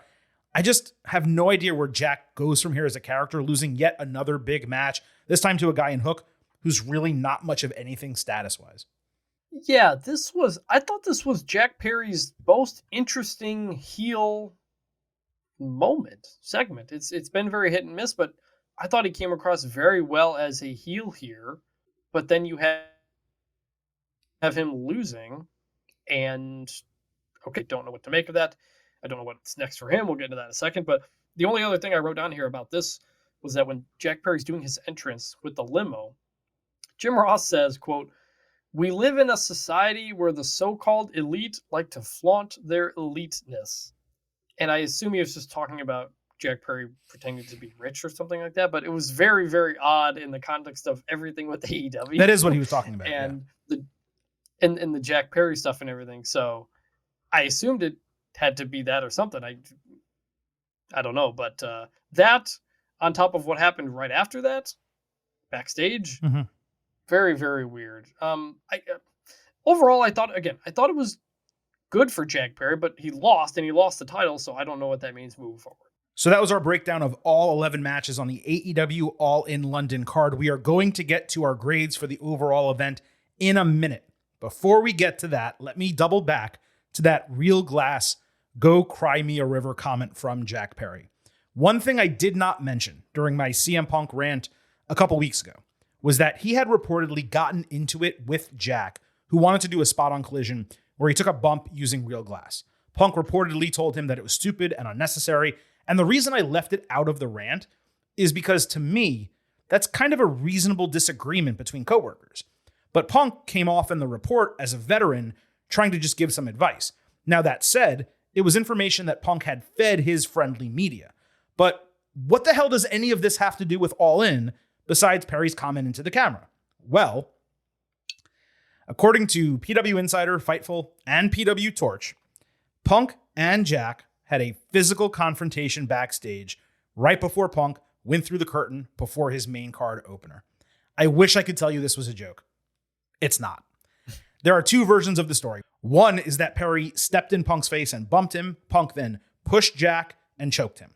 The other, and this is the one that seems to have permeated in a lot more areas, is that Punk confronted Perry backstage after the comment, mushed his hand in his face, put him in a headlock, and threw some punches before they were separated. Perry was then forced to leave the building and head home. Punk had security in his locker room and apparently left the building as well a little bit later. It is not known whether there was a planned confrontation with MJF that was scrapped maybe at the end of the show, but I doubt that based on the way the main event finished. And that's really all we have coming out of this that we know as at the time we're taping this show. But you seriously cannot make this shit up if you tried. We've already spent so much time on All In, and we still have to get to grades and final thoughts. So I'm going to save you all from, I don't know what, a 30, 45 minute rant about AEW's backstage problems. But we obviously have to discuss this to some degree. Clearly, I've held the opinion that Punk is a backstage cancer and has been enabled by Tony Khan. Nothing that happened here dissuades that notion. However, it would be absurd to put all the blame on Punk here. Perry directly instigated Punk immediately before his match on AEW's biggest show ever. That is completely unacceptable on his part. He not only needed to be sent home, he needs to be suspended. Regardless of who started the shit backstage afterward, I cannot believe Perry would be the one to get in Punk's face first. That would not make any sense. But we obviously cannot be surprised hearing that Punk was involved with another backstage altercation. If the story of Punk getting physical first is true, it continues to prove the point that the guy who talks about others being soft remains the softest dude ever. Jack should not have instigated, but he's 26. Punk is 18 years older than him and should be able to control himself in situations like this. But we know he can't control himself because he's never controlled himself. There's no scenario where something is said about him where something like this does not happen as a reaction. And why did this happen? Partially because Jack started it Sunday, sure. But Punk is the one who had his media leak the prior argument about the glass to make himself look good. And Tony Khan is the one who has no handle on his locker room from a leadership standpoint. And he continues to enable this behavior by Punk. He let everyone off scot-free from Brawl Out. He rehired Ace Steel. He gave Punk a fake title and even gave him his own show where he has a ton of creative and personnel control. Now everyone on the roster thinks they can do whatever the hell they want, including Perry. Don't get it twisted. What Jack did Sunday was immature bullshit. He put part of the show at risk. Maybe he put the entire show at risk. Punk talked at Brawl Out about working with children. Here's an example of him working with children. But Punk is not blameless for potentially escalating it physically, and Tony is completely to blame for enabling Punk, putting him above the rest of the roster, and allowing this atmosphere to permeate AEW, where it's as big, if not bigger news, than putting 81,000 fucking fans in Wembley fucking Stadium in year 4 of the company's existence. Tony Khan did bring this up in his opening statement in the post-show press conference. Scrum said, quote, "I can't comment on it, but yes, there was an incident backstage before we went live. We are investigating it. Until we know more about what happened, I can't really address it. I did want to be honest and say that is the case." And one other part about the original leak from a couple of weeks ago, not only did it come out that Punk didn't want Jungle Boy Jack Perry to do the glass spot, the reason claimed originally was that Jack Perry just wanted to avoid coming to work the next week. Mm-hmm. And so that was a way to do it. Then it was later said from, I assume, Jack's side that no, he already had a pre-planned vacation. So the glass spot would have been a way to write him out for a week or two. I remain completely confused by this so-called power that CM Punk has, not only determining who can and cannot come in the building, including your freaking head of talent relations, but also what other people can do in their matches. Is CM Punk just producing the show? What is that? He apparently has personnel and creative control. Sorry, yeah. None, but creative control for somebody else? For Collision, yeah. Like some of it. He apparently has booking power to some degree. It's just wild. Like, I just, insane type of stuff. What does that sound like to you, Chris? A big name superstar who gets that sounds like something I've never seen in wrestling before. A big name superstar who gets paid a lot of money and gets to do whatever they want. Sounds like Hulk Hogan in WCW. I mean, it does. No, but Hulk Hogan was not making decisions about other people's matches. Yes, he of course he was. Him and Kevin Nash and all those guys, of course. Well, that's a little bit, Kevin Nash is the booker is a little bit different than Hulk Hogan. They all had significant you're input. probably right. It is probably closer to almost to Kevin Nash being a booker a little bit at some point. That is pretty crazy. But at least for AEW, they seem to, first off, at least it happened early in the show and not after a post press conference where CM Punk can shit on his boss again in front of everybody. We'll see. But like, if you're Tony Khan, you have to bring the hammer down this time, even more than before. Like, does CM Punk lose his real world championship again? Is he stripped of his fake title again or something like that? I don't know. Jack Perry, I don't know what's side to believe in all of this. It's a mess. It's embarrassing for the company and everybody involved. I do think, considering the rest of the show, this is mostly a footnote, thankfully, because it was a really good show, and we can talk about just the bigger picture of the show now, but we wanted to talk about that and just how ridiculous it is now, week after week. This is like 3 straight weeks of just CM Punk stories of what's going on, and I don't understand how you can think of that as a work environment that you can survive in if this is starting to happen every week and guys are getting physical again. It's not survivable. And again, like one of the reasons I don't want to spend too much time on it right now is because it's very difficult to draw conclusions when the stuff just happened. Like, I want to digest it, be able to speak on it more intelligently later this week. But at the same time, if we wait until Thursday, then who the hell knows how much can transpire between now and Thursday. So I'm glad we spent a little bit of time on it here, but I just don't want to go too crazy with that. All right, enough with the bullshit. Let's get back into AEW All In with our grades segment. We, of course, go over our pre-show expectation grades and our post-show grades, which are most important for AEW All In. Recapping our pre-show grades on the Ultimate Preview, Chris and I both thought this would be an A- show. Our listeners who voted on Twitter at Getting Overcast, they said 39% A, 51% B, 8% C, 2% D to F. Again, that's the pre-show grades. That averages out to an 87 or a B+. So they had lower expectations than we did coming into the show. Again, all the votes from the listeners were taken on Twitter at Getting Overcast. So if you don't follow us already, make sure you follow us there so you can vote in our pre and post show polls next week for WWE Payback and, yes, AEW All Out, back-to-back shows. But Chris, when we talk about post-show grades here on these instant analysis podcasts, we always allow you to go first. So wrap it up for us. What was your final grade for AEW All In London? Believe it or not, I'm going with an A. I'm going with an A show. I think this should be up for show of the year. I enjoyed the hell out of this, man, from top to bottom. If you're going just by what happened with the matches, it's an A-. But when you throw in the spectacle, when you throw in the very good production and the moments that they were able to make and the whole scene, they nailed it, man. They nailed everything about this. I thought this was spectacular. I had just a hell of a time watching it. Nothing was bad. Everything was good to great. Like, there was nothing on this show that I was like, oh, that was a waste of time. Like, literally everything kept my attention, me enjoying it. And the pacing of this show was the best AEW has ever done.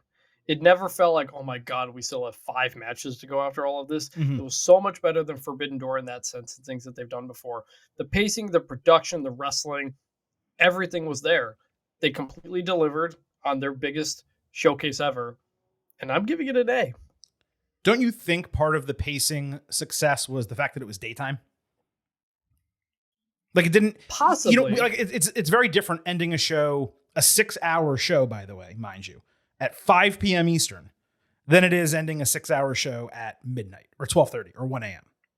It is that, but it's also, like I mentioned earlier, where I said in a positive way that it didn't feel like every match was trying to be the greatest wrestling match on the card. It wasn't. They were all trying to one up each other. It felt like they were all doing exactly what they needed to do at that spot on the card, and that's something AEW rarely gets. So you're at a full A. Let's go to our listeners, the Getting Overheads and their post-show grades.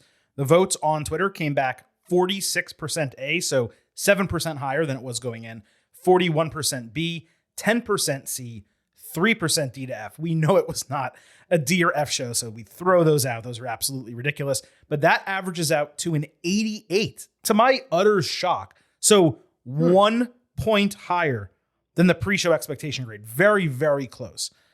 Let me get to my grade. So Well, real quick on the audience. Yeah. What's dragging that down? The biggest thing I can't understand about that poll is 10% C.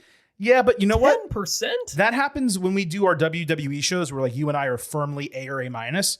There's always like that 10% C. And you'd like to say, okay, well, those are just biased tribal fans, so we can't count it. But it's consistent. So like if some people, that was an average show. And I guess you could make like, if you want to make it's a C show argument, you would have to block out the fact that it was 80,000 fans at Wembley. Now, if you took that show and you put it in Seattle, right? Then you could say, all right, maybe someone didn't love the way that show was booked and it was a C. But because it was in Wembley with 80,000 fans, the spectacle, the ambiance, it's very difficult for me to even fathom how it would be a 10%. But that actually doesn't really drag it down. It's really the split between the A and the B. It's not heavy A, which kind of prevents it from getting anywhere higher than an A minus. You need to be like, when you do these averages, you need to be like 65, 70% A if you want the grade to actually be an A from the listeners. That's just how it goes. It's consistent across every single one of these that we do. But again, listeners, 88% B+. Now going into All In, at least for me, the show was a lot more about the achievement of packing Wembley Stadium and putting on a really entertaining wrestling show that would be good enough to satisfy the crowd, more so than putting on the best possible show when it comes to storytelling, booking, work rate, in-ring, all that type of stuff. And that was the right decision by AEW to some degree, because you want to appeal to as many people as possible. While getting both of those in one would have been obviously incredible. And that should be the goal of like a WrestleMania, where you have your best matches with your biggest stars, with the, wrapping up of storylines in the best moments in front of the biggest crowd that you're in front of all year. That should be the goal. But it's nearly impossible to expect or achieve, especially when they decided to do All In. And the plan, they didn't know they were going to sell 80,000. They didn't know it was going to work as well as it did. But of course, it was fantastic. For me, I think in some ways, just from an entertainment standpoint, this was AEW's best pay-per-view. I'm not saying the wrestling was the best. I'm not saying the storylines were the best. In fact, neither is true. They've had better wrestling shows, and they've had better shows with storylines going in and being resolved as part of the show. However, the mix of the atmosphere and some of the pageantry and the crowd-pleasing results allowed this show to just be straight up fun and entertaining without having to think too much about the other stuff.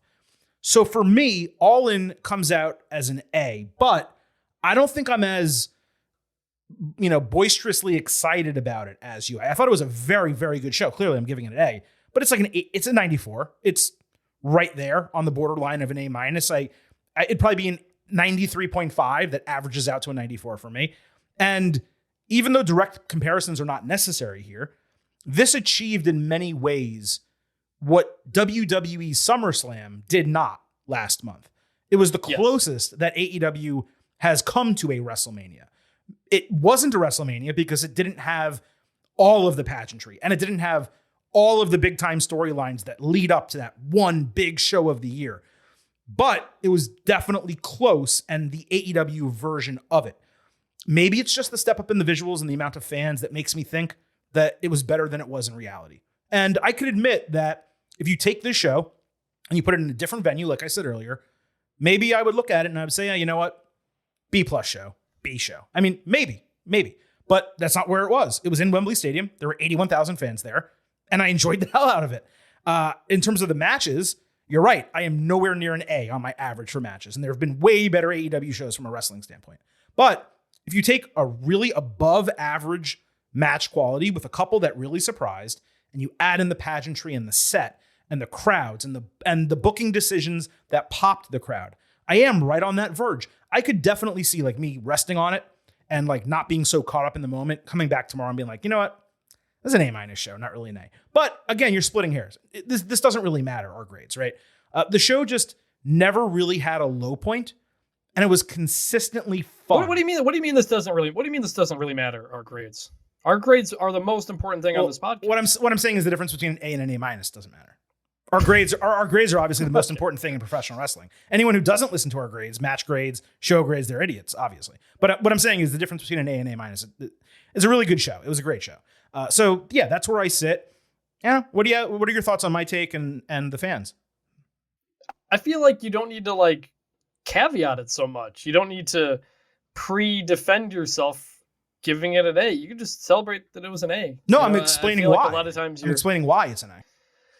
It's so cool. This isn't relevant to the grade specifically, but it's so cool that within 6 years of that Cody Rhodes, Dave Meltzer Twitter bet over can Ring of Honor get 10,000 fans in an arena, that we got 80,000, 90,000 if you include everybody in Wembley Stadium for a new company. That's just a remarkable achievement. And I was so worried that they were going to drop the ball, that they were going to have production issues, that it was going to be a 5-hour show.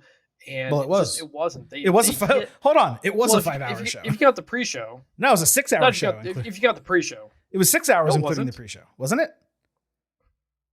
Well, pre-show was, I didn't know the pre-show was 2 hours. I missed the first hour of it. But it was 5 hours of wrestling. If you're counting 5 hours of wrestling. It was less than 5 hours because the first match didn't start till like halfway through. But yeah, it was not something where I thought this was going to be like a 6-hour type of show. And gotcha. And they hit on everything, all the mistakes we see from previous AEW shows, moments, stories, whatever. They hit it. And I hope they can build off of this. And it's the most excited I have felt about AEW in quite a long time. It's been a rough couple of years after Brawl Out and injuries and stuff like that. So I hope they can build the momentum off of this. It's bizarre that there's a pay-per-view next week, but in terms of what All In was, smashing success. I was just so excited and happy with it. I'm glad you mentioned that about momentum because that's where I wanted to go next. So I suspect them announcing 81,035 tickets sold, and I think Tony said 90,000 plus catering and all the other people, suites and all that type of stuff. And then they announced at the end of the show that AEW All In London has already been booked again for 2024, the exact same weekend. Plus, this is obviously likely going to get a highly critical response, but besides you and I, a lot of other people are being very positive about it. That leads me to believe they're going to have the confidence to do a United States stadium show in the near future. I have no idea if that's going to work because let's just be candid about what's happening right now. They're kind of struggling to sell TV and arena pay-per-views right now. Struggling is the wrong word. They are not selling out pay-per-views like they used to, certainly not immediately like they used to. And many TV shows are only getting like 3,000 or 4,000 people. That said, this kind of felt like a tide-turning show for them. WWE for the last year, in my opinion, has been far better than AEW, both from an entertainment standpoint on TV and premium live events, and then from a business standpoint. But with SummerSlam pretty disappointing, Payback an entirely flat show next week. I mean, I don't even, there's talent on the card, but the build feels like a C-level pay-per-view, not even a B-level pay-per-view. You have Roman Reigns, your champion, off for months. And then, on the other hand, you have All In succeeding mightily, some solid television they've had recently, the teases of Mercedes Moné.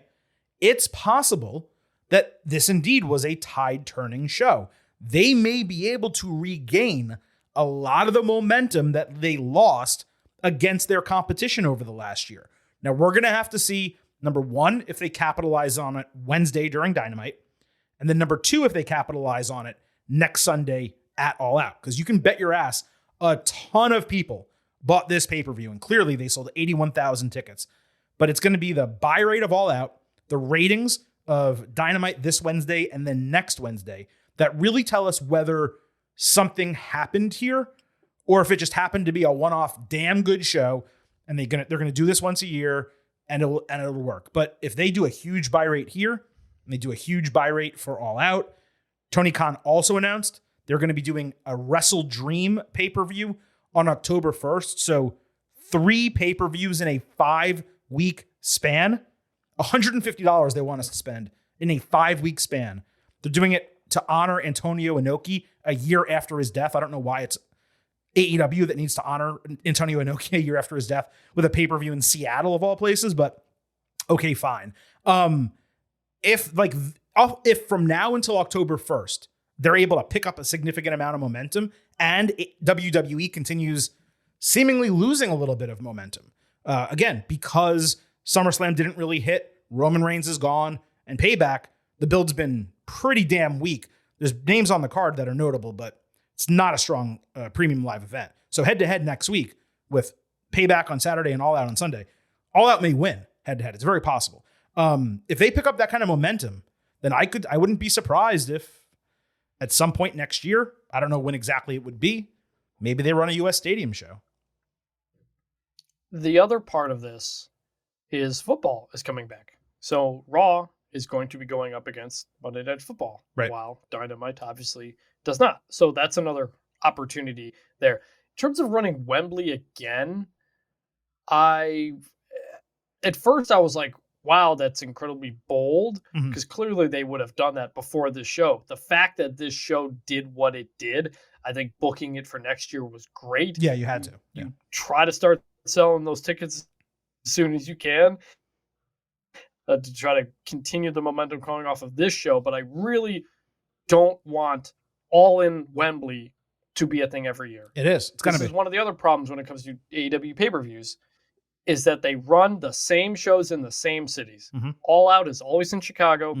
Double or Nothing is always in Vegas. And that gets really old really fast. And we saw that after the first couple of years of AEW, where they were running the same towns over and over and over. I'm one of those towns. I've been to like 5 AEW shows here. You start to lose that a bit. You do. So U.S. stadium show for AEW, they're not there yet. Now, if you do it just in half the stadium or something like that, I mean, that's what SummerSlam was. Right. Maybe, but I wouldn't be confident in doing that now or really anytime soon. And you don't have to do American stadium shows to be a viable company or anything, but this was obviously a unique situation. AEW had not gone over there before, a lot of different things. I know Tony Khan said next year they hope to have Pac, they hope to have Jamie Hayter, they hope to have Bryan Danielson. Right. Maybe we do Bryan Danielson, Nigel McGuinness, or something like that. I don't know. The question is, so there are Chris, the question is next options. year, next year, will they have CM Punk? That's the question. Yeah. And also, if they do what they've been doing, are they going to do back-to-back pay-per-views? They are. 2 weeks in a row. He said that. He said, we want to do, Tony said at the All Out Scrum, he said, we want to do both holiday weekends. This is a holiday weekend in England right now. So he wants to do this all in holiday weekend, All Out holiday weekend. He plans to do the same 2 shows back-to-back next year. In Chicago also for All Out. Like I would love, so like the Fulham Stadium, Craven Cottage, capacity 25,700. Like that would be a great place to do another one. You know, like you don't need to do the 80,000 seat stadium every time, because the more you do it, the less special they all get if you're just going to do them in the same spots. That's what the most recent All Out a year ago, and the most recent, especially the most recent Double or Nothing, were not selling nearly as what they had done before, because like it's the same thing now, you know, every year. So I just don't want them to oversaturate that, and just keep that in mind as they do things moving forward. The other thing I did forget to mention, because I was mentioning like how some shows are only selling 3,000 or 4,000 tickets and their pay-per-views aren't selling out in America, at least not right away. Sometimes eventually they do at the end. But the show I'm forgetting the name of it, in New York, Arthur Ashe, Grand Slam. Grand Slam is not selling anywhere near the way the first one did or the second one did. It's struggling to sell tickets. Now, they raised prices significantly, but they're struggling to sell tickets to that. So the question is, have they just run the market too much? Or have they kind of capped their fan base in the United States, but in the United Kingdom and in Europe, they're soaring potentially? I mean, again, let's not forget what we talked about on the Ultimate Preview when it comes to the ticket sales here. And by the way, this is not downplaying it. Massively impressive, huge achievement. You know, whether you want to give them the moniker for biggest pro wrestling show ever or not, it's up to you. For me, paid attendance, if it's the biggest number, it's the biggest show. That's as far as I'm concerned. But it was a perfect storm for them. They had never been to Europe ever. They had a crowd that was rabid for them to get to Europe because of the pandemic and all this type of stuff.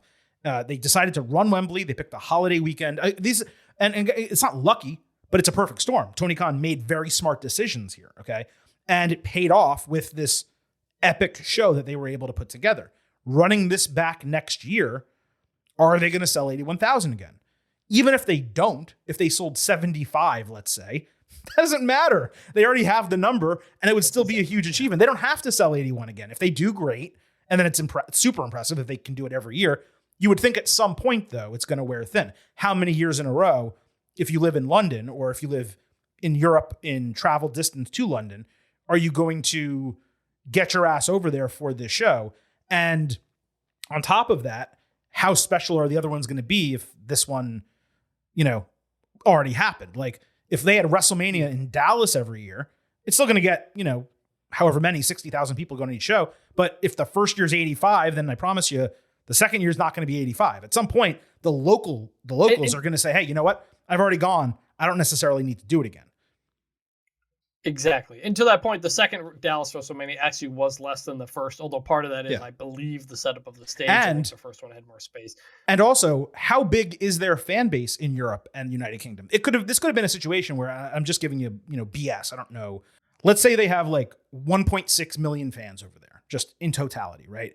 So you have 80,000 here. That's 5% of perhaps their entire fan base over in Europe that came to go see this show. Can they get a different 5% every year? Can they get the same 5% to come back? Are they going to add fans? Might they lose fans? Like, there's so many different things to consider. But, look, it was ballsy to do this. It's ballsy to book it again. I don't have much doubt that they're going to succeed. But I do wonder, and we can wrap it up on this, whether the momentum of AEW All In is going to carry on for AEW. It's going to be very interesting to find out, not just over the next 2 weeks, but again, I think we revisit this conversation after that Wrestle Dream show, because they're asking fans who aren't attending any of these to spend $150 in a 5-week span to watch their product. That's pretty big. My brother usually buys these shows, the AEW shows. I buy Peacock and some other things. He bought All In for us. He's not buying All Out. So like, I don't blame him. There is a spot. And you need to, my biggest thing with any of it, just keep it fresh. You can do England again, but do it in a new stadium or something like that. Like, I went to the first AEW show in Detroit. Place was packed. You got to keep it fresh and not just keep running the same things. And I hope this was an example of them doing that. Unbelievable. It's a lesson. I'm also kind of tired. By the way, like, AEW as a company is fine. Like, the ratings, like, whatever, we don't need it. They just signed a new TV deal. It doesn't matter. Like, everything is good with AEW. Like, it doesn't, like, we don't need it. I don't even like calling it like an upstart anymore. I don't like calling it as a company that's challenging WWE or taking on WWE.